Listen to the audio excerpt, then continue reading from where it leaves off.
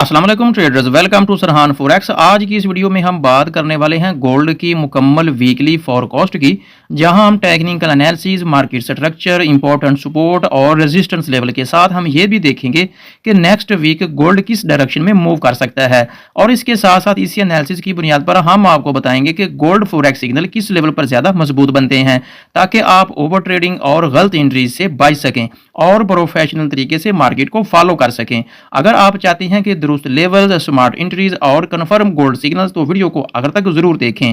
अगर आप चैनल पर नए हैं तो चैनल को जरूर सब्सक्राइब करें और वीडियो को लाजमी जो है वो आप लाइक करें। अगर आप डेली बेसिस पे फॉरेक्स के लाइव सिग्नल लेना चाहती हैं तो वीडियो की डिस्क्रिप्शन में दिए गए सरहान फॉरेक्स को लाजमी ज्वाइन करें। अब हम चलते हैं गूगल पे और वहां जाकर हम फॉरेक्स फैक्ट्री वेबसाइट को विजिट करते हैं और देखते हैं कि नेक्स्ट वीक गोल्ड में इंपॉर्टेंट डाटा कौन सा है। अगर हम नेक्स्ट वीक इंपॉर्टेंट डाटा की बात करें तो मंडे वाला दिन 15 दिसंबर को कोई भी इंपॉर्टेंट डाटा नहीं है।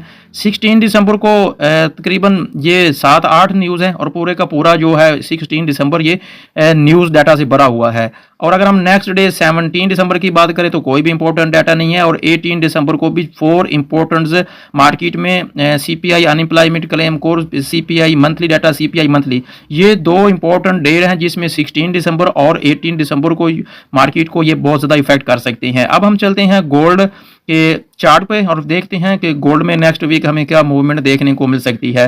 फर्स्ट ऑफ ऑल हम चूंकि वीकली एनालिसिस कर रहे हैं तो हम वीकली चार्ट को एनालिसिस करेंगे। अगर हम वीकली गोल्ड की बात करें तो जो लास्ट वीक जो कि ख़त्म हो गया है, गोल्ड ने ऑल टाइम हाई क्लोजिंग दी है। इसको अगर हम मार्क करते हैं, इस लेवल को अगर हम ड्रा करते हैं, क्योंकि ये गोल्ड ने ऑल टाइम जो है उसने हाई जो है उसने क्लोजिंग दी है। इससे पहले गोल्ड ने ऑल टाइम हाई तो लगाया लेकिन उसने ऑल टाइम हाई क्लोजिंग नहीं दी। ये वाला एरिया है, यहाँ पर फर्स्ट टाइम गोल्ड ने ऑल टाइम हाई जो है उसने क्लोजिंग दी है। इससे पहले भी गोल्ड ने ऑल टाइम हाई तो लगाया लेकिन क्लोजिंग इससे नीचे आई। अब जो कि इससे नीचे वाला जो हमारा इंपॉर्टेंट लेवल बनता है, जो कि ऑल टाइम गोल्ड ने सेकंड ऑल टाइम जो है उसने क्लोजिंग दी थी, ये वाला एरिया बनता है हमारा। अभी की अगर हम बात करें according to weekly chart, gold हमें बुलिश स्ट्रक्चर में जाता हुआ दिखाई दे रहा है। और नेक्स्ट जो है ये अपना ऑल टाइम जो कि गोल्ड का ये वाला हाई है 438 प्लस का एरिया बनता है, इसको भी ब्रेक करने के चांसेस हैं। अगर हम गोल्ड को छोटे टाइम फ्रेम में डेली चार्ट के अकॉर्डिंग अगर हम इसको एनालिसिस करें तो अब हम आ गए हैं डेली चार्ट में और डेली चार्ट के अकॉर्डिंग हम गोल्ड को थोड़ा एनालिसिस कर लेते हैं। यहाँ पे एक तो हमें ये ट्रेंड लाइन ड्रा करना पड़ेगी, क्योंकि इसी ट्रेंड लाइन को जो मार्केट है गोल्ड की वो फॉलो करती हुई वर्क कर रही है। ये देखें, अब थोड़ा इसको मैनेज कर लें। ये इंपॉर्टेंट एक सपोर्ट एरिया है मार्केट में, 4250 का एरिया है। इसके अलावा अगर हम ट्रेंड लाइन की बात करें तो मार्केट में कोई भी सिंगल चांस जो है वो हमें नहीं नज़र आ रहा सेलिंग का। ओवरऑल ऑल गोल्ड टाइम जब भी गोल्ड डिप लगाए, नीचे आए, लो से आप इसको बाइंग की तरफ देखें, क्योंकि गोल्ड ऑल टाइम हाई को ब्रेक करने जा रहा है। और ये मे भी आने वाले 1 से 2 हफ्ते में ये 5000 को भी क्रॉस कर सकता है। तो अगर हम सेलिंग की बात करें तो इस कैंडल्स की बात कर रहा हूँ, इस ट्रेंड लाइन को गोल्ड को ब्रेक करना चाहिए। ये जो ट्रेंड लाइन जो कि हमने ड्रॉ की है, इसके नीचे जो है गोल्ड को क्लोजिंग करना चाहिए। मिनिमम H4 की कैंडल जब तक इस ट्रेंड लाइन के नीचे H4 की जो कैंडल है वो क्लोज नहीं करती, हम सेलिंग की अपॉर्चुनिटी नहीं ले सकते। ये भी एक सिंगल जो है अपॉर्चुनिटी हमें मिल सकती है।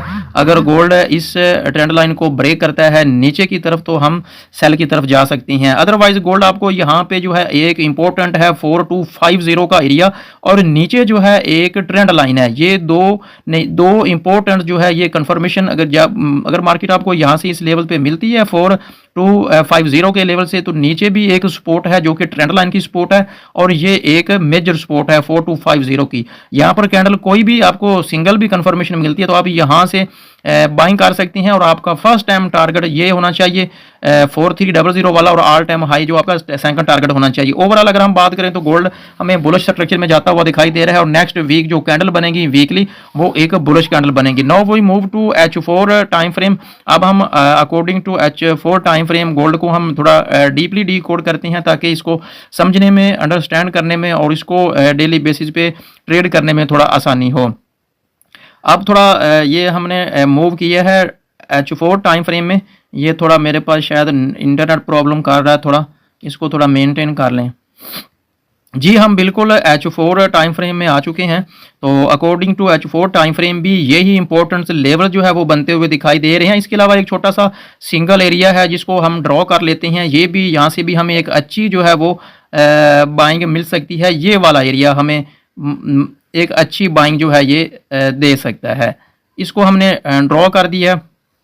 जब भी गोल्ड डिप करे, डिप लगाए, फर्स्ट जो है ये 4250 के एरिया से आप बाय कर सकते हैं, या फिर कैंडल इसको ब्रेक करती है और नीचे आती है तो ये 4200 का एरिया और इस ट्रेंड लाइन के ऊपर अगर कैंडल जो है वो रिजेक्ट करती है तो यहाँ से किसी भी लेवल से आपको कोई भी कंफर्मेशन मिलती है 4200 से, या फिर इस ट्रेंड लाइन को ब्रेक करने के बाद कैंडल ऊपर क्लोजिंग करती है मतलब रिजेक्शन करती है तो आप यहाँ से भी बाय कर सकते हैं।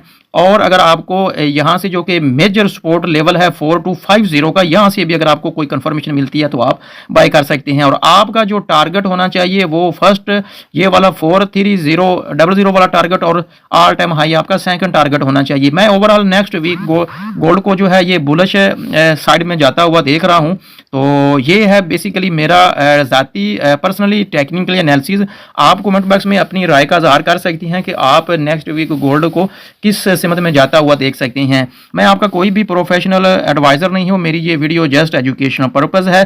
तो मैं आपके प्रॉफिट एंड लॉस का रिस्पॉन्सिबल नहीं हूँ, इसलिए आप जो है अपनी कंफर्मेशन के साथ ही नेक्स्ट वीक ट्रेड कीजिएगा। ये था हमारा गोल्ड का आज का वीकली एनालिसिस, जिसको मैं एक दफ़ा आपको एक समरी की सूरत में बता देता हूँ। गोल्ड अगर 4250 के लेवल से रिजेक्शन मिलती है तो आप बाय कर सकती हैं, और आपका ये वाला 4300 का टारगेट और ऑल टाइम हाई गोल्ड का आपका सेकंड टारगेट होना चाहिए। या फिर इसको गोल्ड ब्रेक करने के बाद ये इस ट्रेंड लाइन के ऊपर आपको मिलता है तो आप यहाँ से भी रिजेक्शन के या फिर अकॉर्डिंग टू यूर सेटअप जो भी आपका सेटअप है यहाँ से आप बाय की एंट्री ले सकते हैं। फर्स्ट टारगेट 4250 और सेकंड टारगेट आपका 4300 होना चाहिए।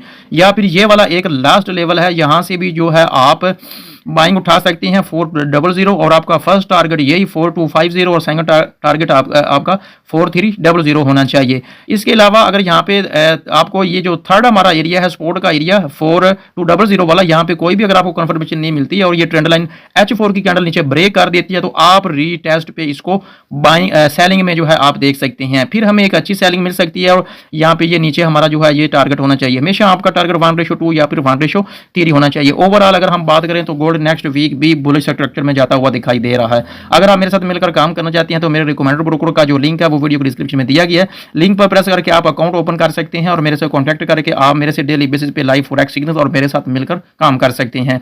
तो आज के लिए इतना ही था, मिलती हैं नेक्स्ट किसी वीडियो में, तब तक अपना बहुत ज़्यादा ख्याल रखिएगा। अल्लाह हाफिज़।